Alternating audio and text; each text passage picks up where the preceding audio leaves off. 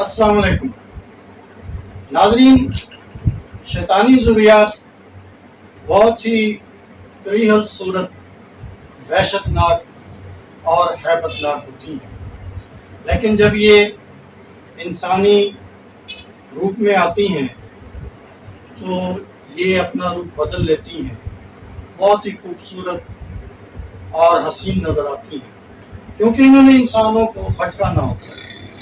لہذا خوبصورت روپ اپنا کر یہ انسانوں کو بھٹکاتی ہیں، غلط راستے پر لگاتی ہیں اور ان کے ذہنوں کو غلط کرتی ہیں۔ کیا مثال دوں؟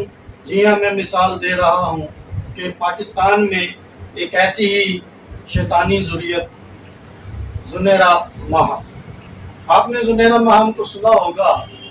اس نے دعائے زہرا کے والدین پر جو گھٹیا الزامات لگائے، ان کے ساتھ جو مظالم کیے، وہ یقیناً ایک شیطانی ذریت ہی کا کام ہے۔ کوئی نیک بادشاہ یا انسان ایسی حرکتیں نہیں کر سکتا، ایسی باتیں نہیں کر سکتا جو زنیرہ ماہم نے کی۔ جی، میں اس کے بارے میں کوئی مہذب انداز نہیں اپنا رہا، کیونکہ یہ حقدار ہی نہیں ہے مہذب انداز کی، مہذب باتوں کی۔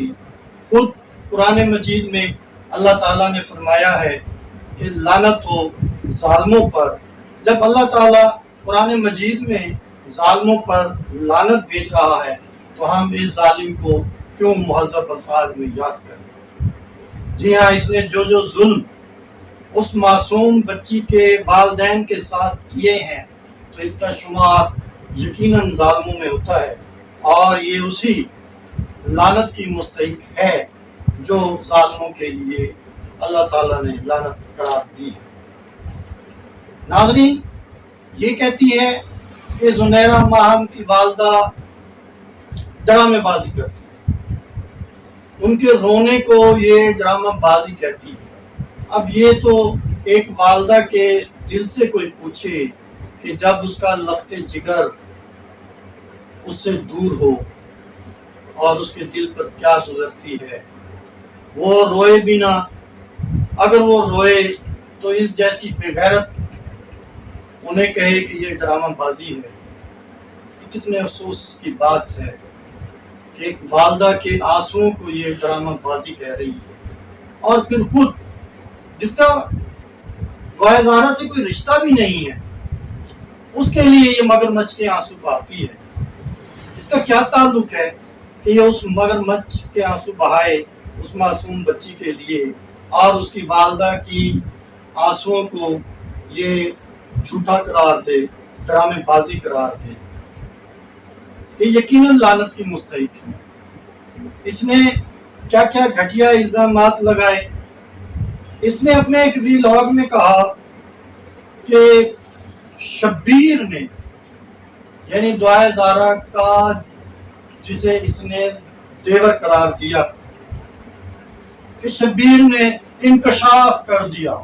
شبیر کے انکشافات، اس کے والد دعائے زہرا کو فروخت کرنے جا رہے تھے۔ وہ بے غیرت کی بچی، یہ تو کس کے بارے میں کہہ رہی ہے؟ ایک وہ گھٹیا خاندان کا گھٹیا فرد کہ جس خاندان نے ایک معصوم بچی کو اغوا کیا ہوا ہے، اور دعائے زہرا کے والدین پر اتنے ظلم کیے ہوئے ہیں کہ انہیں عیدین پر بھی اپنی بچی سے ملنے نہیں دیا گیا، تو اس شبیر کی بات کو آگے بڑھا رہی ہے اور لوگوں کو بتا رہی ہے کہ اس نے انکشاف کر دیا، اور دعائے زہرا کے مظلوم باپ کو تو طعن و تشنیع سے کام لے رہی ہے۔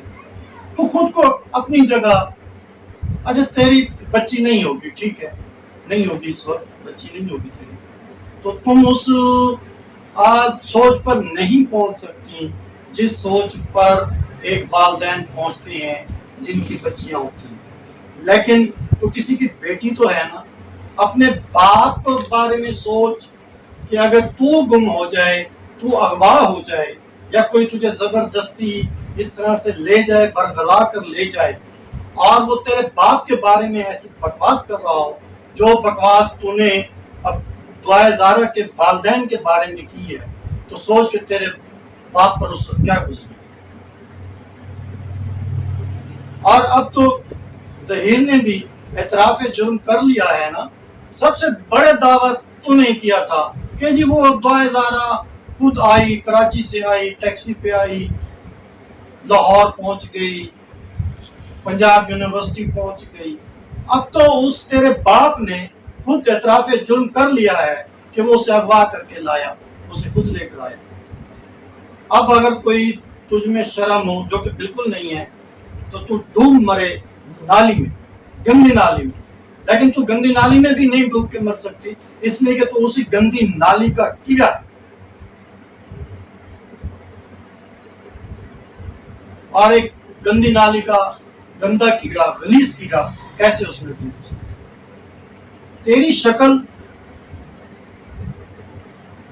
جو ہے وہ چھپکلی سے بھی زیادہ مکروہ اور قریب۔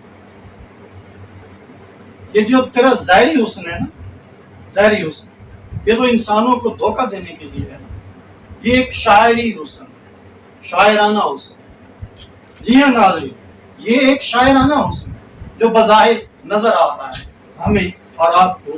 سراہی دار گردن، سرخ و سفید چہرہ، ریشمی باہیں، کوئل جیسی آواز، یہ سب انسانی روح کا کرشمہ ہے۔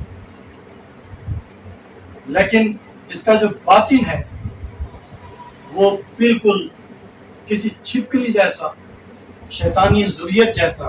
شیطانی ذریت تو آپ نے ان کے چہروں کے بارے میں سنا ہوگا نا، ان کی صورتوں کے بارے میں سنا ہوگا نا، کہ کیسے وہ ہیبت ناک، خوف ناک اور دہشت ناک شکلیں ہوتی ہیں۔ اس زنیرہ ماہم کی شکل بھی بالکل باطن میں ویسی کی ویسی۔ یہ اس ریکٹ کا حصہ ہے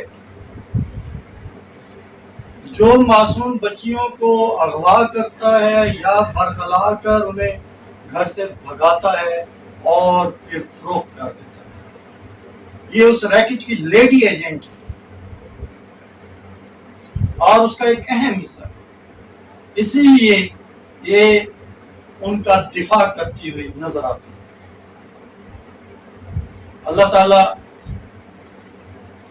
اسے برباد کر۔ یہ آج دعائے زارہ کے والدین پر باتیں بنا رہی ہے۔ زنیرہ ماہم، اگر آج تمہاری کوئی بیٹی نہیں ہے نا، تو آئندہ تمہاری بیٹی ہوگی، اور تم دیکھو گی، اپنی زندگی میں دیکھو گی، جب وہ 13-14 سال کی ہوگی۔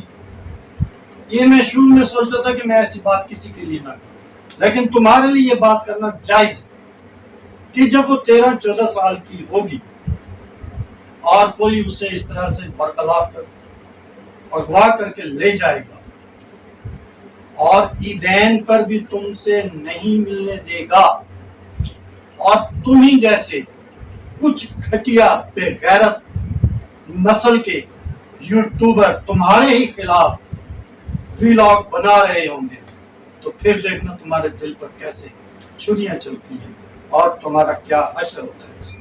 یہ وقت ضرور آئے گا۔ تم نے پورے پاکستان کے والدین کو خوف زدہ کیا۔ اسلام قطعاً اس طرح کی شادی کی اجازت نہیں دیتا۔ تم نے اسلامی شعار کا بھی مذاق اڑایا ہے اور اسلامی شعار کے بھی خلاف باتیں کی۔ یہ تمہارے جتنے بھی لوگ ہیں اسلامی شعار کے خلاف ہیں۔